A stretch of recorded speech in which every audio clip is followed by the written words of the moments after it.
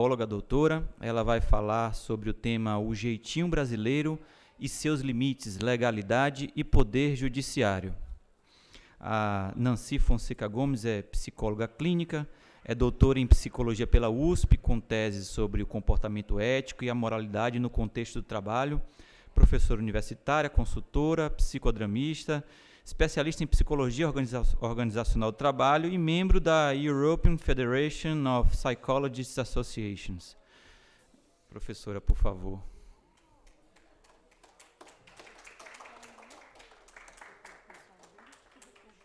Vem, o povo vai chegando aos pouquinhos.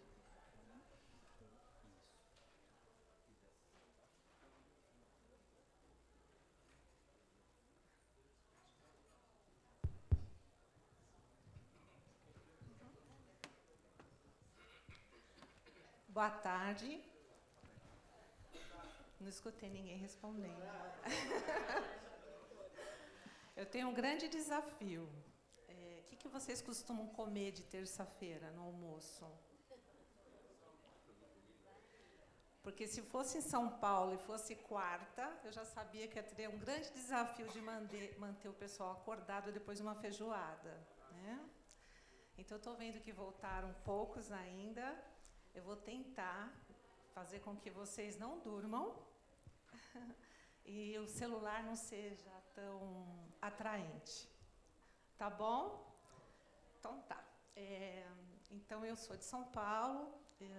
Provavelmente esteja aqui porque a minha tese de doutorado foi sobre a moralidade na administração pública.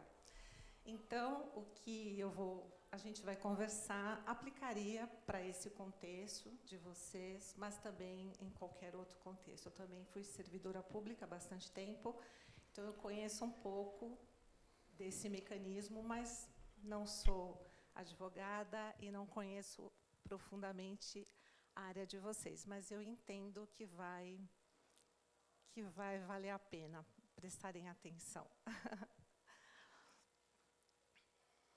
Bom, o jeitinho brasileiro, o título da palestra já estava dado, ok? Então, eu tentei adaptar a conversa em cima do título. O que propõe a palestra? Primeiro, eu vou mostrar para vocês o raciocínio que eu vou seguir. Eu vou trabalhar com vocês como é que a nossa moralidade ela surge. Nós não nascemos morais, nós não nascemos seguindo regras. Como é que isso se dá? Como é que eu passo a ter minha moralidade, uma determinada ética, pela visão da psicanálise? Então, Freud, em alguns textos onde ele estudou a questão social e cultural, ele nos explica como é que a gente passa a respeitar leis. Então, eu estou chamando de o eu narciso e o eu social. Depois a gente vai relacionar a noção chamada, então, de jeitinho brasileiro, tá, entre aspas, com a formação da nossa moralidade e com o funcionamento da nossa sociedade atual em que estamos inseridos. Eu estou chamando os meus desejos e o pacto social. Vocês, quando estudam para o concurso, ou mesmo na graduação de vocês estudam um pouco de psicanálise? Estudam? Psicanálise? Só mais a psicologia? Optativa, ok. Tá. Em seguida, Tá. Entendo. Que é importante, né? Eu acho que conhecer um pouco do comportamento humano, até para fazer julgamentos, é interessante. Em seguida, apresentar para vocês o papel das instituições e do trabalho que realizamos e os seus impactos nas nossas atitudes e nossos desvios. Será que nós damos um jeitinho nas coisas por formação?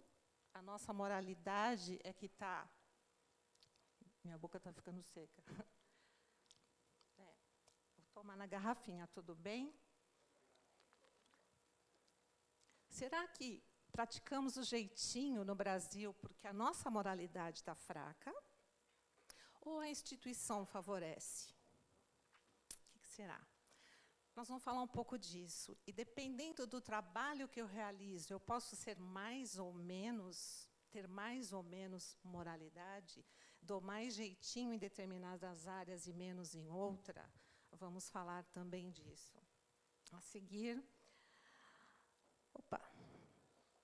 Oh, parou. Vou descrever, por fim, a importância de reconhecimento coletivo da atuação da justiça como um terceiro. Depois eu vou explicar num sentido simbólico, e para que haja uma implicação de cada um nesse contrato social. Vocês têm um peso a mais no que está acontecendo, depois a gente conversa sobre isso. Eu estou chamando nós e a consciência coletiva. E, por fim, contribuir, qual é o intuito, então, da palestra? Contribuir para a reflexão sobre a necessária presença nos indivíduos de determinados atributos psíquicos para o exercício da ética alteridade. A minha pesquisa de doutorado foi exatamente isso, em cima de alguns autores. Quais características que as pessoas deveriam ter em si e desenvolvido em si para, pelo menos, resistir mais à corrupção ou resistir mais a desvios? Então, vou apresentar para vocês, aí vocês se autoavaliem, ver como é que vocês estão, se vocês têm isso, se vocês percebem isso, e o papel da formação. Então, eu vou dizer, esse tipo de trabalho que a escola está fazendo, vocês vão avaliar se isso ajudaria a sermos mais éticos ou se isso não é um problema dentro do judiciário. Tudo bem? O que acharam da sequência? Tá? Então, como é que surge a moralidade, como é que isso tem a ver com o jeitinho brasileiro e a sociedade, o papel das instituições e do trabalho que eu exerço na minha moralidade, e, por fim, o papel de um terceiro que ajudaria para que houvesse menos esse comportamento, e, por fim, quais as características que deveriam desenvolvermos em nós para sermos mais éticos. Tudo bem? Interessados? Então, vamos seguindo. De novo, me ajuda aí, que ele para. Vira para aí? Tá. Ele só tem 2 botõezinhos. Que agora vai todos. Ok. Eu começo com essa questão. Somos evoluídos plenamente? Com todo o conjunto de conhecimento, saber, tecnologia, por que será que ainda não chegamos no estado pleno humano? Que é essa questão. Por que ainda não estamos no estado verdadeiramente humano, com todo o conjunto de saberes no processo civilizatório que nós construímos? Outra questão. Por que o desenvolvimento, todo ele, não foi capaz de eliminar, ou pelo menos evitar atos de extrema justiça, desigualdade e violência? Uma questão. A maioria dos indivíduos hoje, o que vocês acham? Tomam decisões de formas consciente, que respeita o outro e considera o bem coletivo, sem necessitar de penalização se não o fizer? É interessante a gente parar para se perguntar, né? A gente tem uma história de um acúmulo de conhecimento, tecnologias, tal. Não conseguimos chegar no estado humano e, às vezes, dá a impressão que a gente está regredindo. Né? Onde está esse conhecimento? Por que a gente não está conseguindo ser eficaz? E parece que, cada vez mais, temos que ter mais leis, mais punições, porque as pessoas parecem não tomar decisões com muita consciência. Senão, muito pelo contrário, o jeitinho brasileiro é exatamente esse, é o de burlar. Né? Se tem lei, eu estou pensando já como burlar. Sempre quando eu vou dar uma palestra ou fazer um curso, eu presto muita atenção nas coisas ao meu redor. E eu estou com um problema no meu quadril e eu estou fazendo pilates.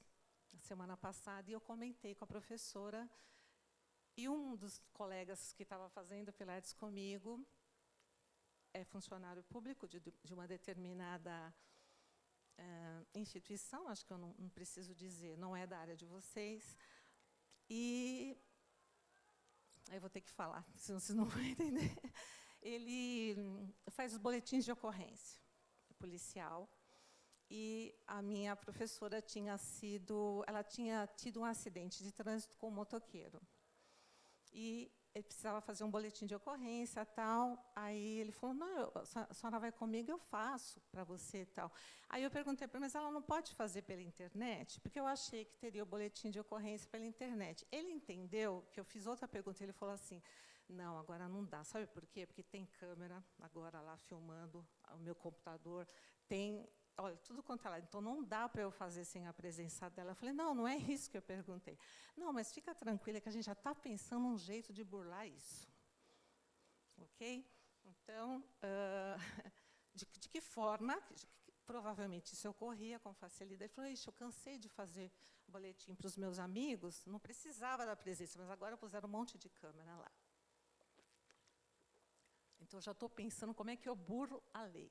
Quanto mais lei tiver uma sociedade, mais punição tiver, sinal que a consciência moral é pequena. Okay? Então, nós vamos falar um pouquinho do jeitinho brasileiro, que é exatamente um certo desvio. Eu pus entre aspas, e eu vi o colega até brincando ali, se a gente ia falar de jeitinho norueguês, né?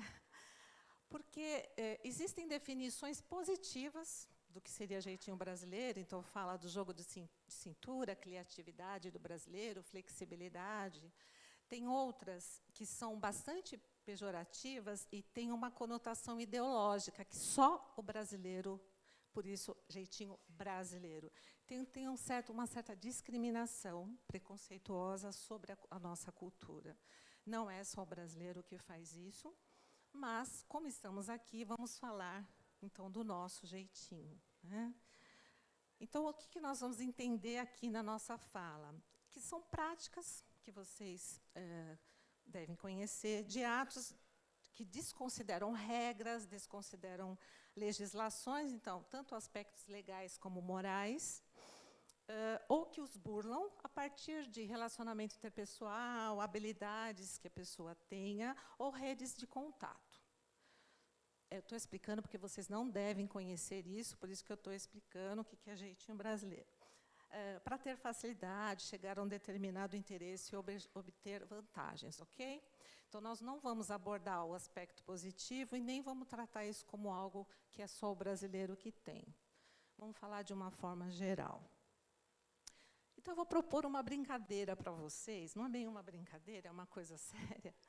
Eu vou fazer 4 questões, vocês vão dar uma nota de 0 a 10, não precisa falar a nota, tá? Só mentalize, se quiserem anotar, só para lembrar depois a nota que vocês deram, eu vou ler uma situação, fazer uma pergunta, e vocês vão pontuar de 0 a 10. Ok? E depois a gente vê... para vocês pensarem, vocês não precisam publicar isso nem comentar. Se quiserem anotar, senão registrem mentalmente. A gente vai considerar uma característica, um aspecto do tal jeitinho. Vocês vão pontuar de 0 a 10. Na sua opinião, tá? Qual nota que você dá para o comportamento, de forma geral, exercido pelas pessoas no Brasil quanto à tentativa de uso de estratégias para obter vantagens pessoais? Quanto mais nota você der, significa que não faz isso. Nota baixa significa que faz bastante isso, pelo menos tentativa de fazer.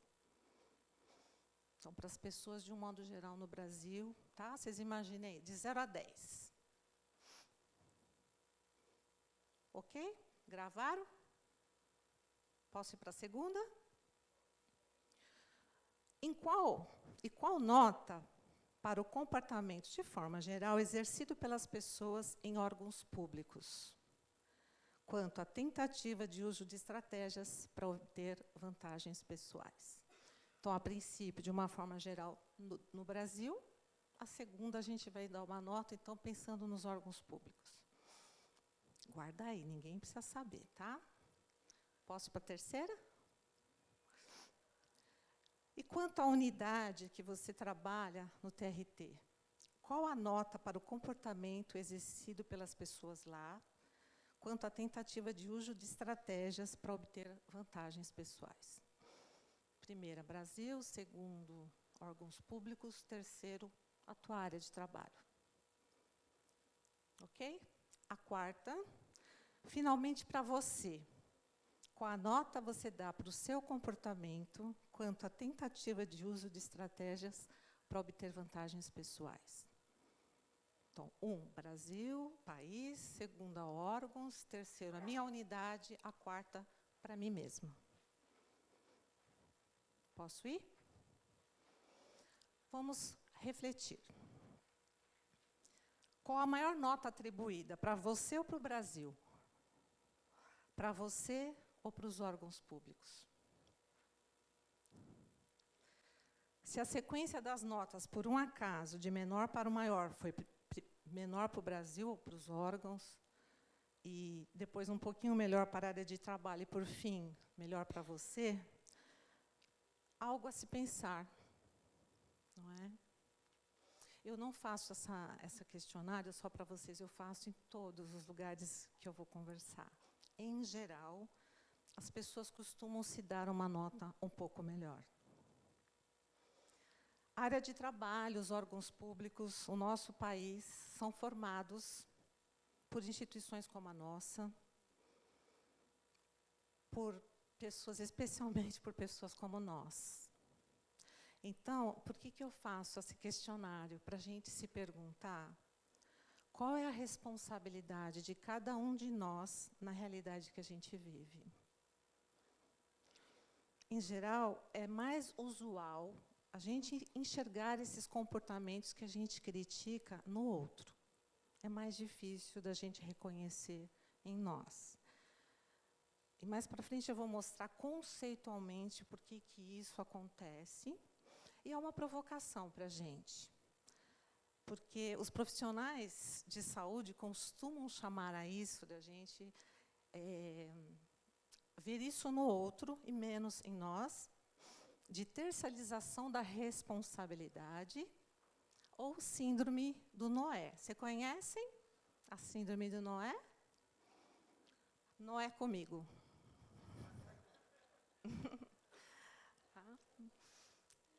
Então, há de se pensar, né? Porque a gente sempre aponta para o outro e é difícil a gente admitir. E se foi feito várias pesquisas nos últimos anos, desde 2000, a minha pesquisa foi em 2010, para vocês verem, né? Mas de 2015, 2014 para cá, tem muitas pesquisas para avaliar isso de uma forma geral. Quantas pessoas se acham que corrompem, etc. Aí foi feita uma específica sobre o jeitinho brasileiro. O que perguntava? Se você já pediu ajuda para um médico te passar na frente do posto de saúde, né? Se a pessoa pediu para alguém, algum amigo no serviço público, expediu um documento mais rápido, 62% dos brasileiros reconheceram que fizeram isso. Não é na vida. A pergunta na pesquisa era no ano passado. Tá? Então, antes de começar essas denúncias, tinha dado 49% tinha admitido. Depois que começaram as denúncias, aumentou para 62%. Como se ficou mais fácil admitir uma coisa pequena, já que tantas estão sendo abertas. Então, 62% que admitiu é alto, não é? Fora aqueles que não têm coragem de admitir. Então, a sociedade, pessoal, que nós somos inseridos, nós somos categorias sociais. Nós somos o que somos, claro, tem fatores genéticos, fatores hereditários, mas a sociedade em que a gente está inserido está dentro de nós. E nós somos a sociedade. Então, é de dupla mão. Se isso acontece no meu país, eu tenho que me perguntar, será que também não acontece comigo? Porque está completamente interligado. Para vocês terem uma ideia, eu acredito que vocês devem ler sobre isso, saber Mas, nos últimos 2 anos, nunca teve tanto afastamento de trabalho ou adoecimento de aspectos psíquicos desde que começaram essas crises sociais. A insegurança social, os desvios, ou não saber para onde vai, as pessoas adoecem. Então, o que é macro acaba nos atingindo no micro, emocionalmente. Tal. A gente depois vai chegar aí um pouquinho em vocês, como é que estão a questão de burnout e tudo mais, né? Então, o jeito com que a sociedade funciona, sua estrutura, seus valores, suas prioridades, ele é fundante no modo em que eu sou, que eu penso, os valores que eu tenho. Mesmo que a gente tenha, por exemplo, uma família extremamente rígida com alguns valores, mas é muito forte a convivência social. Então, nós somos ela e ela é nós. Né? Eu a constituo, mas ela me constitui.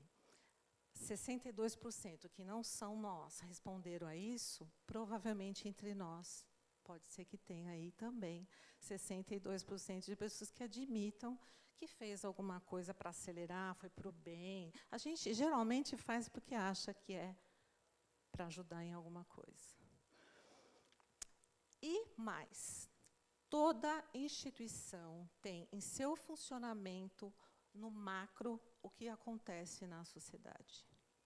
Se está fora, também acontece dentro. Nós, nas instituições, somos espelhos do comportamento social. Então, como é que a psicanálise, a psicologia, explica também a filosofia, de uma certa forma, como é que a gente se desenvolve como seres morais, como seres sociais? Inicialmente, não. Todo mundo já viu o bebezinho, né? Enfim, quando nascemos, ou talvez também podemos dizer no início aí da civilização, nós somos o que o Freud chama de o eu narcísico, inspirado no mito Narciso. Todos conhecem a história do mito, né? Que se apaixona pela própria imagem e se vê refletido e se joga para captar a própria imagem. Então, o Freud usou desse termo para explicar como é que somos quando nascemos. Toda a energia de vida, toda a energia, a gente tende a depositar no próprio eu, no bebê. Até por questão de sobrevivência. Um bebezinho com fome, quem aguenta aqueles gritos que ele dá? A gente chora bravamente, porque a gente tem um instinto também de autopreservação. Então, toda a energia, ele não, inclusive, não identifica para ele, tem alguns psicanalistas até que falam que é como se a mãe fosse extensão dele, ele não se diferencia do outro. Então, toda a energia, num primeiro momento, é pautada para ele mesmo. Que a gente chama, então, o eu natural, o eu narciso ou o eu primitivo. Desde que nascemos, nós temos dentro de nós, que são forças que o Freud chama de pulsões de energia, que são inconscientes e primitivas, ligados à sobrevivência, à vida e à agressividade até a morte. Essas pulsões são constantes. O que a pulsão faz? Ela incomoda, ela cria uma tensão que a gente tenta, de alguma forma, ou aliviar essa tensão ou eliminar. Então, se, por exemplo, uma coisa bem básica, vocês estão assistindo uma aula que vocês esperaram a vida toda, mas vocês comeram alguma coisa na hora do almoço com óleo de dendê e dá uma dor na barriga, o que vai ser prioritário? Correndo para o banheiro ou ficar ouvindo a palestra, a aula? O incômodo, essas pulsões, elas são muito fortes e constantes e a gente vai tentar eliminar. Nunca vai satisfazer totalmente, porque ele vai voltar de novo. Tá? Então, quando está no estado narcísico e as energias voltadas para si, é a busca dessa satisfação. É de satisfazer necessidades. Segundo Freud, mais primitivos seriam sexuais, de sobrevivência, sexuais e a agressividade. São os dois tipos de energia que há. Então, por exemplo, a gente vê um psicopata, o psicopata parece que não saiu dessas pulsões primitivas. Depois vocês vão entender melhor daqui a pouquinho. Então, o que acontece quando a gente está nesse estágio? A sociedade, ela tem uma força muito pequena. Não se considera a sociedade. É o eu e pronto. Então, a coletividade, a sociedade é fraquinha. Porém,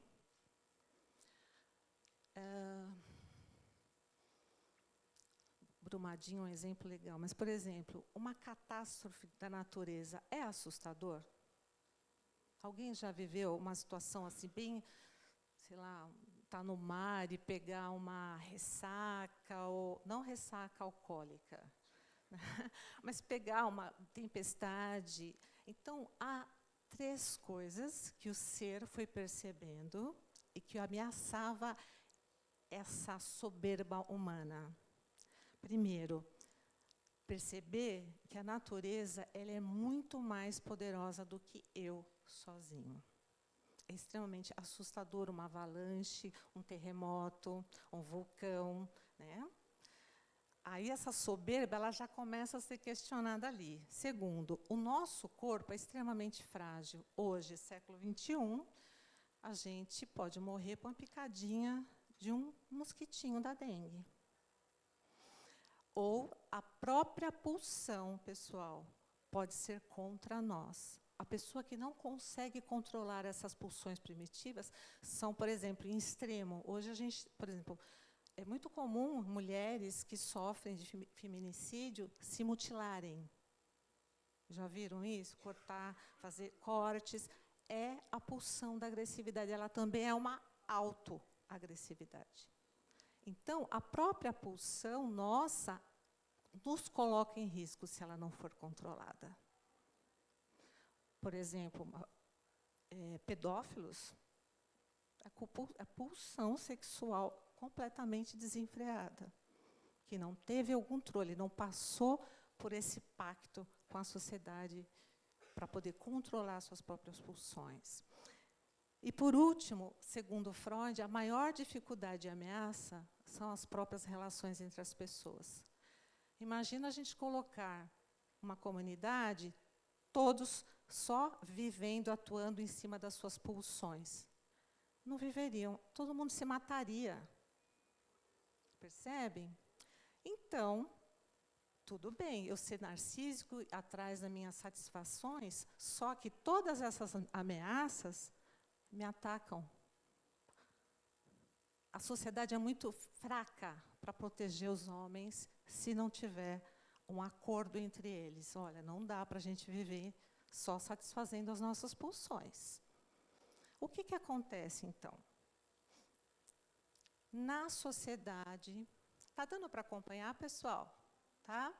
Na sociedade, nas instituições, em todos os grupos, nós precisamos criar bases que orientem os nossos comportamentos. Não existe, pode pensar, nem se a gente falar de uma tribo primitiva, existem regras que as pessoas criam para poder viver em sociedade. Concordam? Se não tiver, então, existem padrões de comportamento, padrões de condutas. Nós precisamos de referenciais que garantam a nossa existência social. Então, vocês imaginem, a barbárie é viver sob o impacto das pulsões sem nenhum controle. É isso que nós perguntamos lá no primeiro slide. Será que todo o conhecimento que tivemos nos tirou da barbárie? Então, o que está acontecendo, né? As regras estão fracas? Então, por isso que o texto que o Freud fala sobre isso, ele chama de mal-estar da civilização.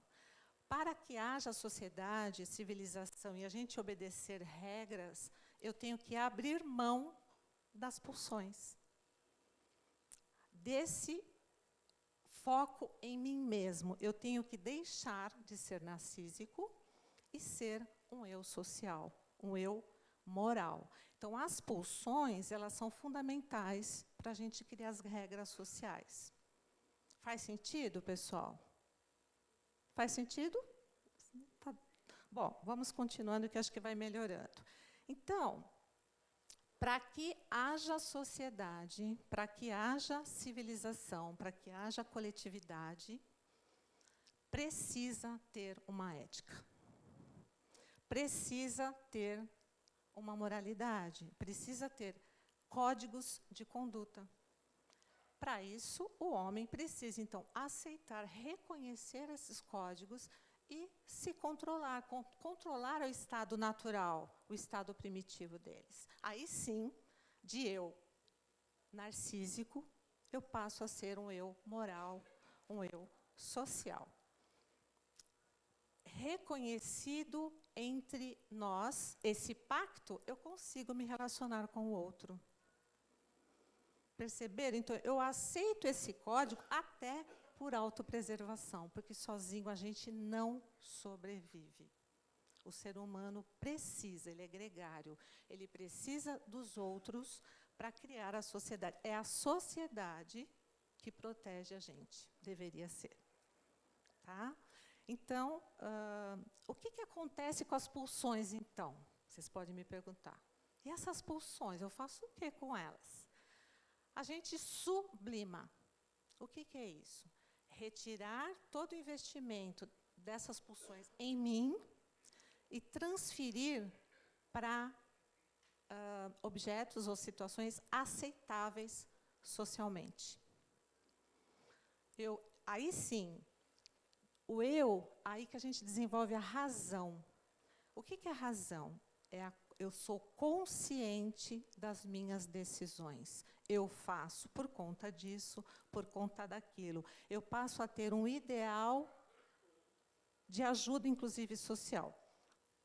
O que é importante, pessoal, a gente saber?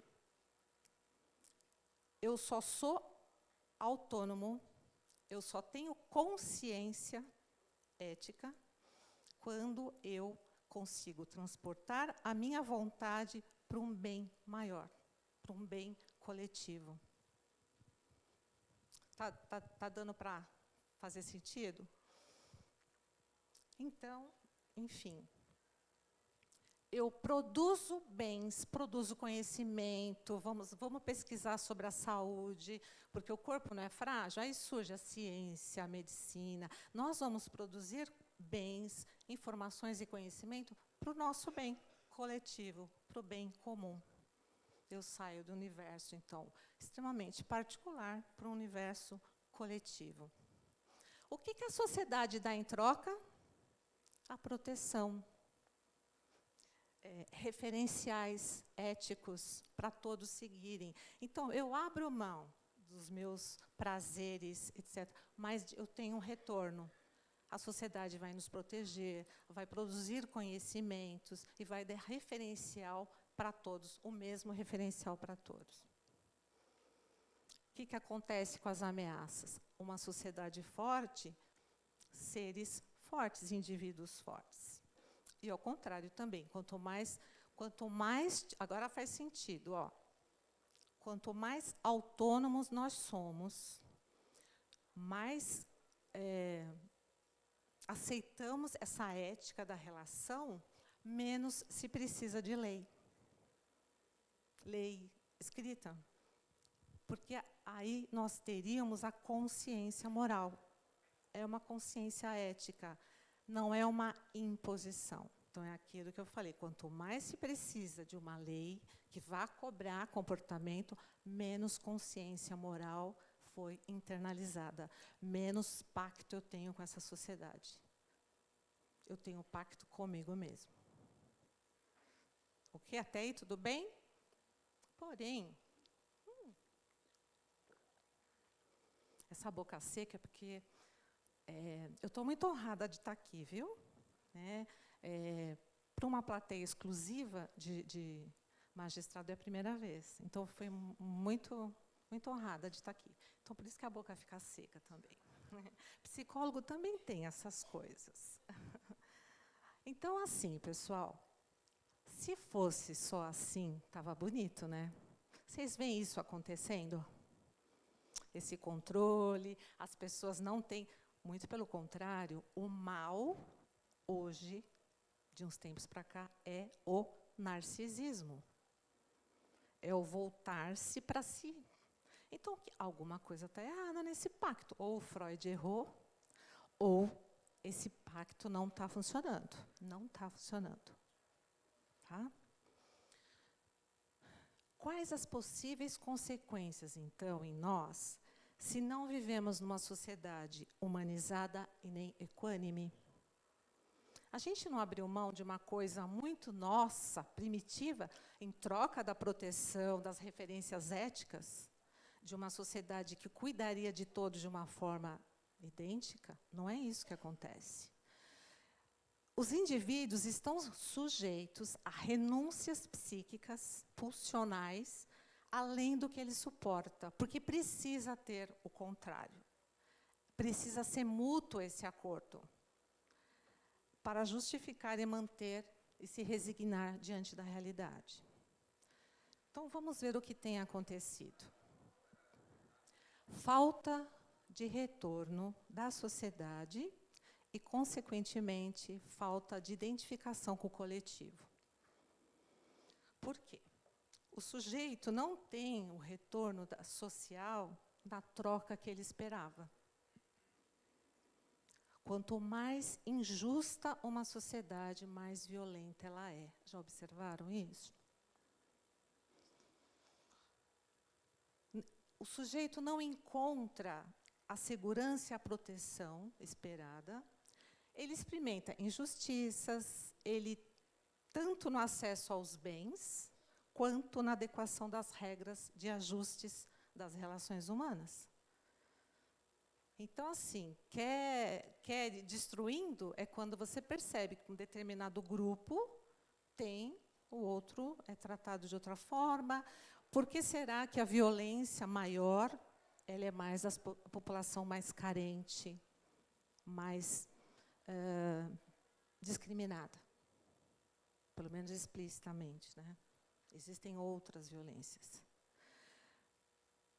Não tem aproveitamento ou acesso às produções coletivas de forma equânime. Então, desde, por exemplo, acesso à saúde.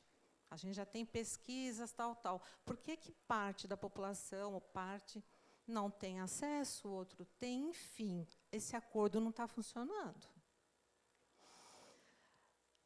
Continuam ocorrendo grandes catástrofes, inclusive provocadas pelo próprio homem.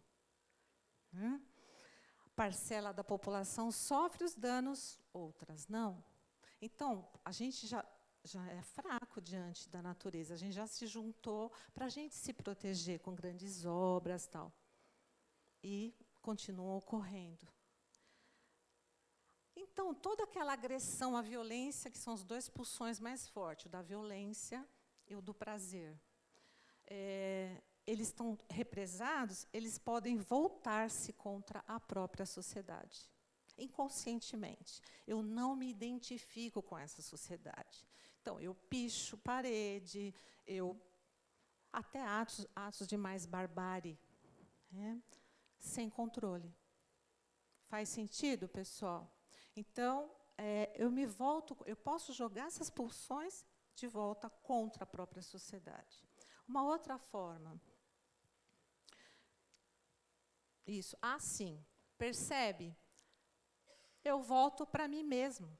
Então, a tendência hoje do homem tem sido voltar para si mesmo, já que ele não encontra os prazeres, a proteção e a segurança acordadas com o social. É mais fácil ou mais difícil acontecer o jeitinho nesse tipo de sociedade? É mais fácil, porque vai buscar, já que ninguém me ajuda, vou eu mesmo resolver. As coisas não são justas, se o outro tem acesso, então eu vou dar um jeitinho de eu conseguir. Outra coisa interessante. O nosso desejo, ele está subordinado ou reduzido a símbolos de status e objeto de consumo. Aqui é bem complicado. As nossas vontades são criadas, a gente está distante do nosso próprio desejo. Os nossos desejos, entre aspas, são produzidos de fora e a sociedade propõe supri-las com mercadoria, com status, com poder. O desejo fica subordinado a essas criações. Faz sentido, pessoal? Bom, enfim, vamos continuar. Os indivíduos não desenvolvem autonomia, são seduzidos pelos apelos de consumo e pelas simbologias que esses dispositivos passam a ter. Vou dar um exemplo bobinho, que eu acho que talvez vocês tenham outros interessantes por aí. Eu estava com um grupo de adolescentes que faziam uma prática lá de uma luta. E aí um deles convida os amigos, olha, garotinho, eu vou fazer uma festa de aniversário lá no prédio. Você vai? Ele falou, vamos. Então, mas é no outro salão, tá? Porque aquele salão maior, lá do condomínio, é só para quem tem varanda. Ou seja, enfim, era um condomínio popular e tinha, num dos prédios, das torres, tinha uma varanda que era 0,5 metro por 1,5. Quem tinha essa varandinha não conversava com os garotos que não tinham varandinha, porque criou-se um status ali de poder. Eles eram mais ricos, porque eles podiam comprar um apartamento com 1,5 metro quadrado mais do que o outro. Essas coisas começam a classificar nós dentro dos grupos. É muito provável que isso também aconteça entre nós, no trabalho. Observem, existem antropólogos que fazem estudos só das salas de trabalho. Provavelmente, a pessoa mais poderosa tem a mesa maior, a sala maior, ar-condicionado. Isso começa a, simbolicamente, trazer um status que começa a ser desejado por nós, de ser mais, de nos diferenciarmos nesse sentido. Ou seja, esses valores, eles são construídos, pessoal. Eu trabalhei 16 anos para o Sebrae, e eu fazia um trabalho de formação de lideranças para empresas na região mais pobre de São Paulo. Tal. E tinha um trabalho que nós fazíamos que era para tentar resgatar o ideal naquela pessoa, tanto que o programa chamava Ideal, para fazer trabalhos, para gerar emprego, enfim. E fizemos um questionário para eles colocarem quais eram os valores mais importantes que eles tinham. Aí um deles lá disse, o valor mais importante para mim é minha família. É estar com a minha família, são os meus filhos, isso é importante para mim. Depois a gente fazia um mapa de horas para ele perceber, na semana dele, como ele distribuía as horas. A maioria do tempo dele era ou em reuniões com outros empresários, ou era ficando até mais tarde, enfim. O tempo que sobrava para a família era muito pequeno. Aí ele disse, esse me chamou a atenção, porque ele ficou muito chocado. Ele falou, gente, eu não me dei conta. Se me perguntarem qual é o tamanho do meu filho, o tamanho que o meu filho está, eu vou dizer para ele que ele está assim, ó. Eu só vejo meu filho dormindo. Então, assim, será que a gente está atento àquilo que a gente vem batalhando, que a gente valoriza, de fato é algo que é dentro do meu valor, ou é algo que foi construído e que eu estou que nem louco atrás, porque são status internos, são valores internos, às vezes distante do que eu teria almejado. Então, a gente está seduzido por objetos de consumo. A gente vive hoje numa sociedade que mercantiliza a vida e prioriza o inanimado. Prioriza o objeto e não o ser humano.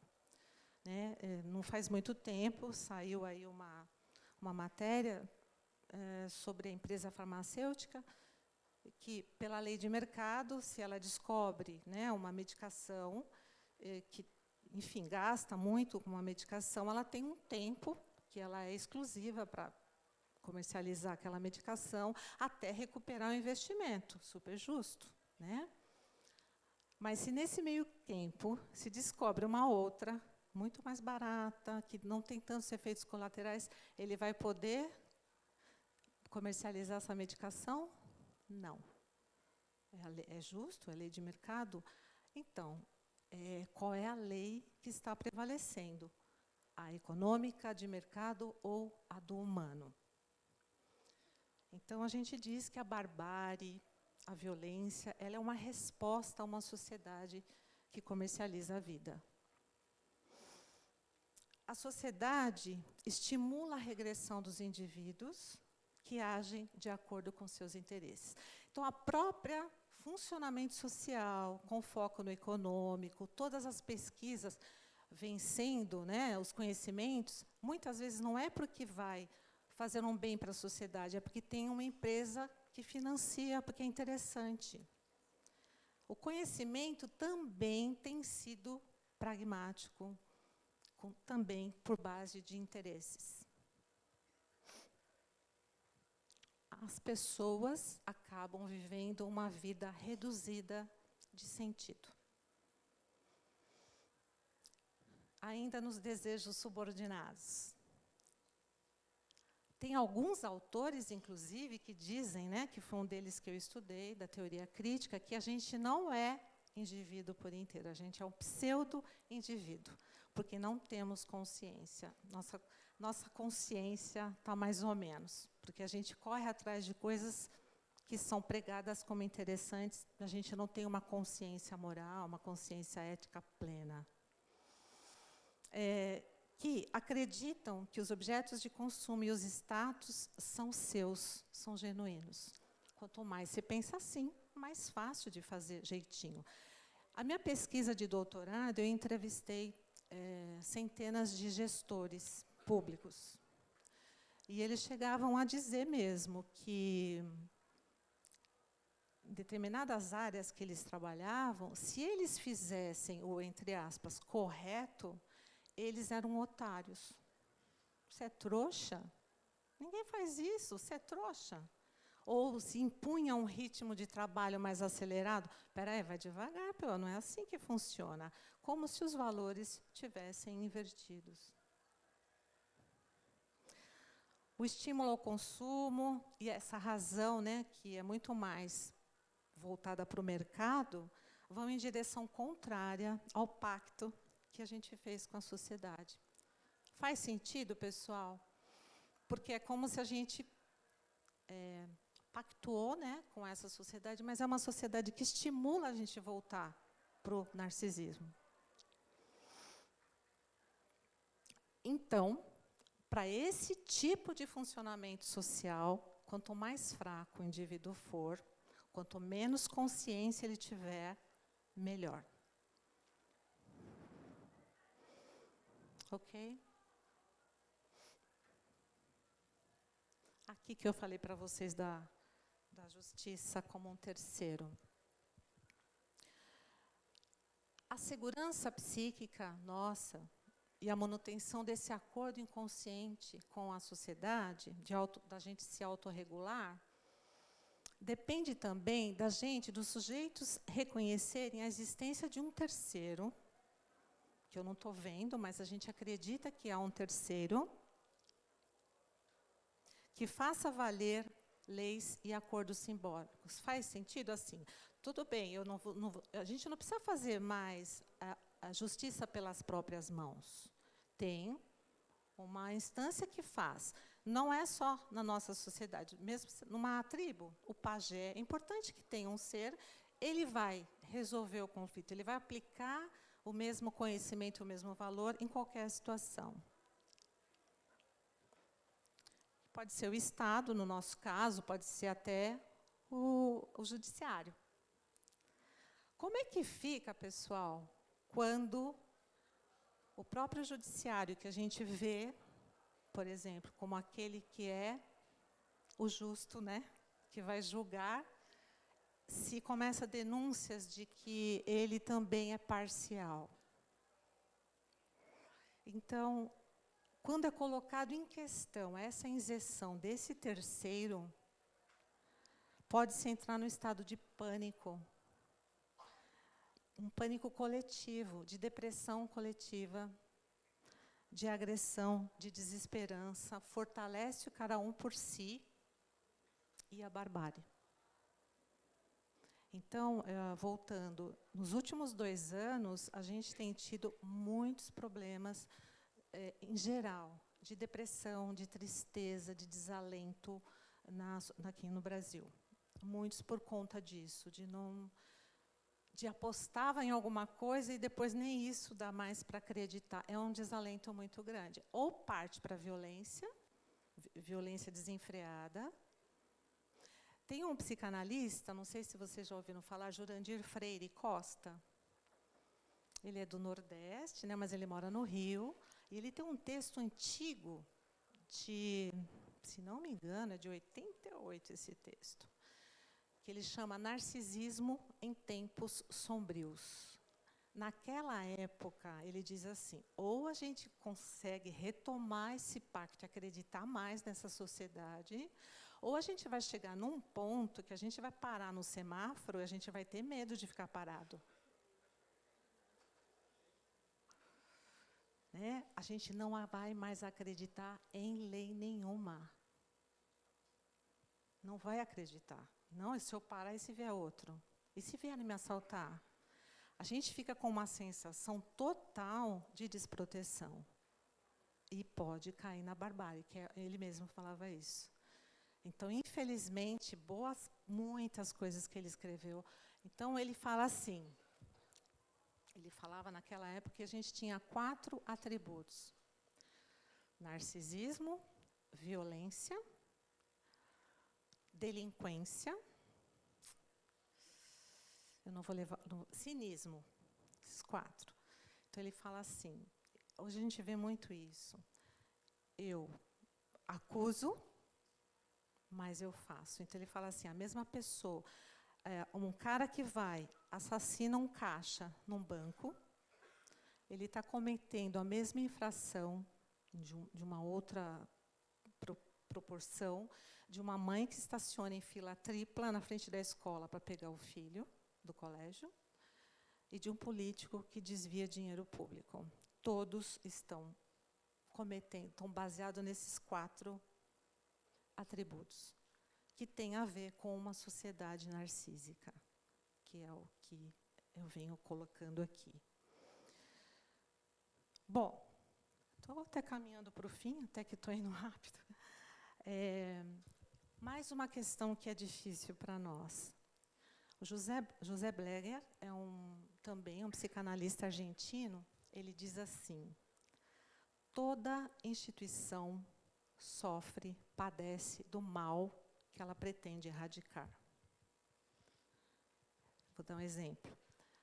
Eu tinha meus alunos que faziam estágios no último ano, eu dei aula na faculdade de psicologia, e alguns faziam estágios em hospitais psiquiátricos. E uma vez uma equipe veio, professora, você não sabe. A gente foi morrendo de medo lá no hospital psiquiátrico, na ala, no pátio, tinha a ala feminina e a ala masculina. Eram só jovens, 20, 21 anos. E aí veio um homem, eles me contando, um negócio, assim, um ferro cheio de chave, onde ele andava, batia aquela chave, plá, plá, plá. A gente começou a andar rápido. Aí ele virou para nós e falava assim, vocês vieram rezar ela? Hã? Vocês vieram rezar ela? Eu falei, era um paciente? Não, professora. Depois a gente descobriu, era o porteiro do hospital. Enfim, o que isso quer dizer? O Bleger, ele diz que, se a gente não tiver uma estrutura boa de formação de personalidade, estiver muito vulnerável, nós vamos ter características daquele que a gente trabalha. Então, é comum, por exemplo, carcereiros ter comportamentos parecidos com os prisioneiros, policiais com quem ele combate. Eu não me surpreenderia se vocês que trabalham com a justiça do trabalho tiver entre vocês os problemas que vocês combatem e julgam. Assédio moral, pressão para metas ou para atingir coisas, maltrato entre chefes subordinados. Semana retrasada, eu dei uma palestra para educadores. Eu também falei sobre isso. Eu falei, eu duvido se entre vocês não há falta de educação, desrespeito. Geralmente, as crises que temos são por termos entre nós aquilo que a gente busca combater. A gente se mistura com o problema. Então, além de todas essas questões, tá, sociais, ainda tem essa questão da instituição. Então, parece absurdo, mas a gente sofre daquilo que a gente quer cuidar. Parece incoerente, mas é isso que acaba acontecendo. Eu vou dar um exemplo. Alguém já assistiu Alien, Oitavo Passageiro? Antigo, né? Vocês já falaram desse exemplo para vocês, associando o filme? Então, eu vou, só para ilustrar isso, de toda a instituição padece do mal. Eu vou contar bem resumido. O primeiro episódio, foram 4, né? O primeiro episódio...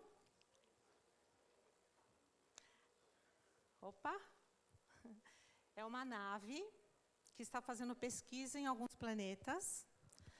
Desce num planeta, pegam coisas do planeta, levam para a nave. De repente, um tripulante fica esquisito. E sai, de repente, dentro dele, um alien.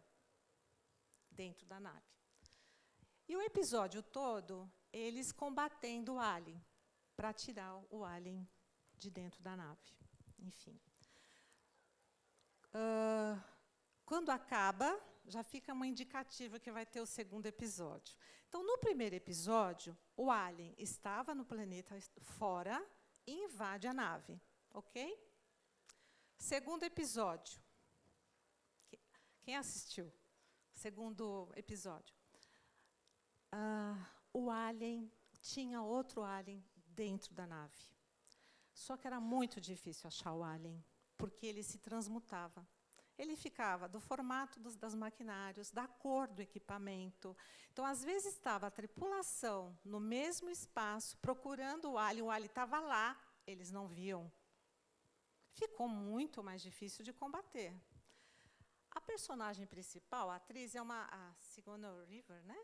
Que ela vai ficando cada vez mais forte, vai passando os episódios, ela vai ficando mais fortuna. Nesse, também, de novo, a batalha para eliminar o alien. Às vezes, o alien estava lá no equipamento e tal. Acaba o episódio, parece que eles mataram o alien, mas já fica um indicativo que vai ter o terceiro. No primeiro, onde estava o alien? Fora da nave, entrou na nave. No segundo, ele estava na nave, né? Se transmutava, mudava. Adivinha onde estava no terceiro episódio? Dentro da personagem principal, como se ela tivesse grávida do alien.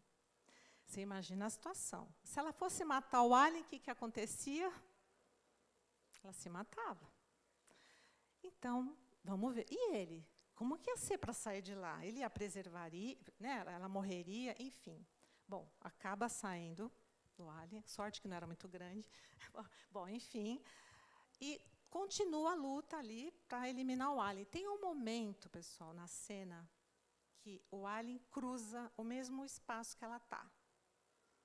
Eles se olham, ela não tem coragem de matar.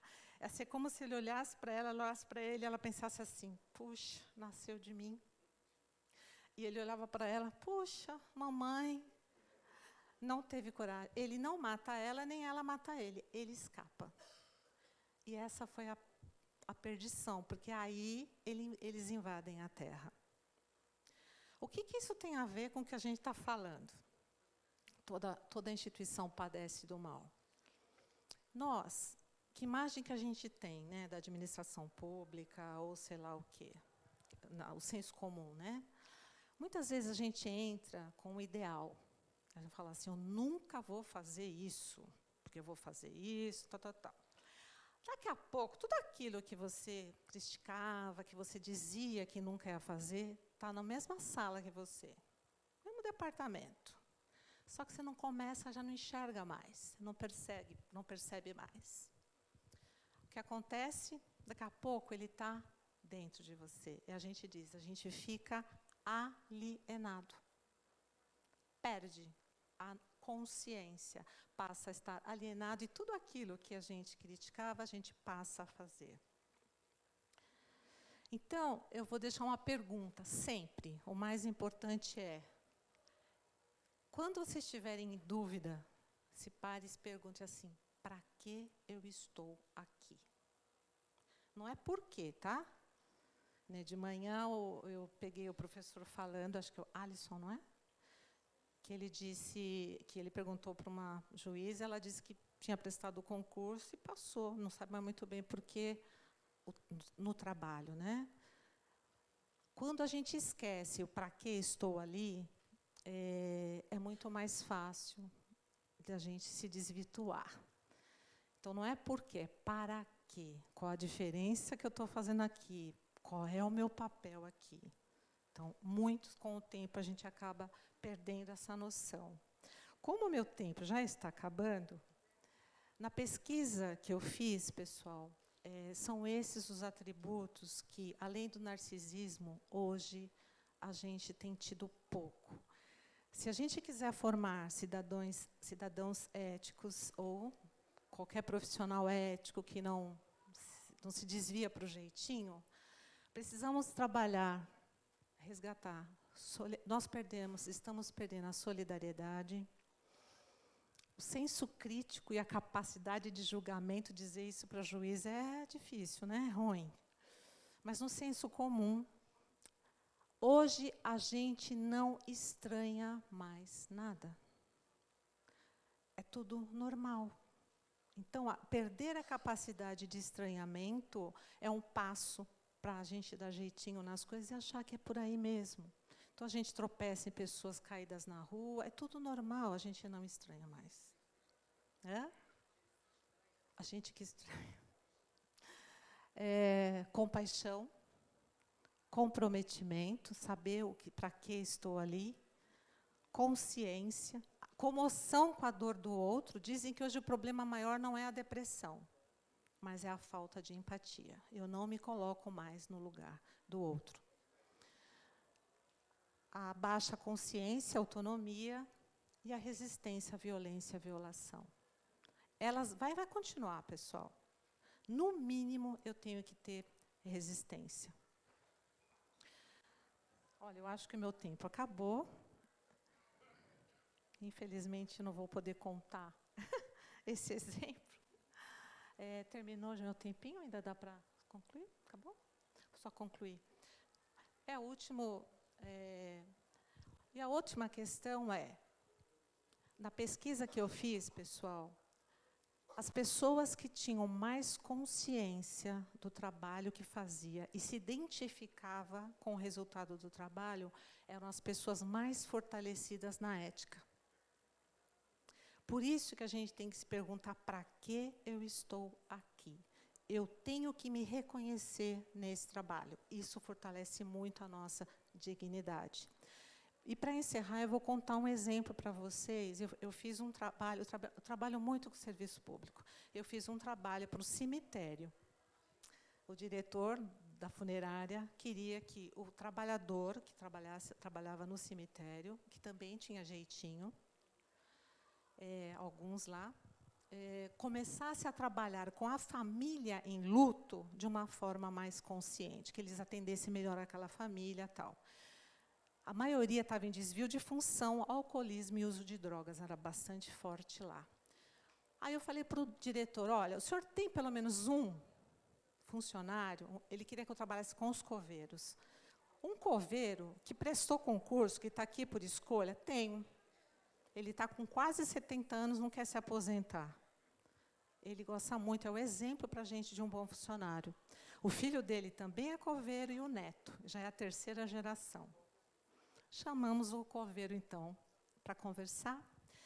E, semi-analfabeto, estava começando a estudar, porque o diretor tinha montado uma escola em cada cemitério. Ele estava aprendendo a ler e escrever já velhinho. Aí eu falei para ele, olha, o senhor vai me ajudar muito, porque eu quero que os outros também gostem dessa profissão, quero entender por que o senhor gosta de ser coveiro. Primeiro, para convencê-lo de que ele tinha alguma coisa para ensinar, demorou um pouquinho. Aí eu falei, não, é muito importante. Então, eu vou ensinar uma coisa para a senhora. A primeira coisa que eu vou ensinar para a senhora, a gente não é coveiro. Coveiro é quem planta couve, ele falou. Ele falou, a gente é sepultador. Quando ele falou o nome sepultador, eu já pensei, puxa vida, olha a diferença em que quem está trabalhando fazendo cova e quem está trabalhando para preparar um sepultamento. Tem diferença já na concepção. Só aí ele já tinha me dado uma aula. Aí eu falei assim, então o senhor me diz, por que o senhor gosta de ser sepultador? Ai, filha, mas é tão fácil. Do mesmo jeito que tem gente para ajudar a nascer, eu achei que ele ia falar, tem gente para ajudar a morrer, né? Aí ele falou assim, do mesmo jeito que tem gente para ajudar a nascer, tem que ter gente para ajudar a se despedir. E ainda mais, dona, ele falou, quando as pessoas não se despedem, fica um buraco dentro delas e não fecha mais. Então, eu estou aqui para ajudar eles a se despedirem. Então, pessoal, se um coveiro ele conseguir encontrar vida no trabalho deles, eu imagino um juiz, né? E na área de vocês, trabalhista. Quanto mais eu tenho consciência do para que eu estou ali, menos vulnerável a desrespeito ético, menos vulnerável ao jeitinho brasileiro. Eu espero que vocês pensem nisso e sejam mais multiplicadores, né? E da mesma forma que eu disse para o coveiro, eu disse para eles no final do trabalho, que demorou 1 ano, eu falei, olha, eu não quero morrer, mas se eu morrer, eu quero que vocês me enterrem.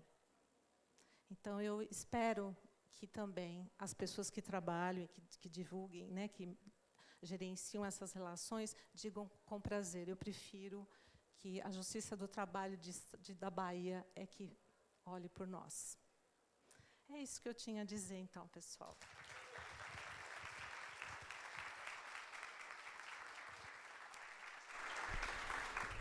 Queria agradecer, em nome da Escola Judicial do TRT, a apresentação da Nancy Fonseca Gomes.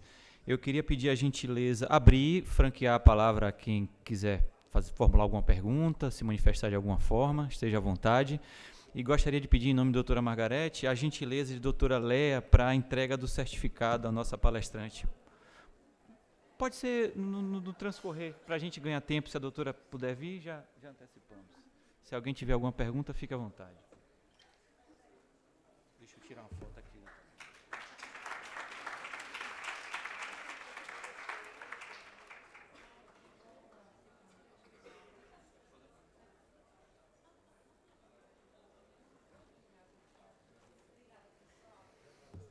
Na sequência de nossos trabalhos, nós temos um período reservado para pronunciamento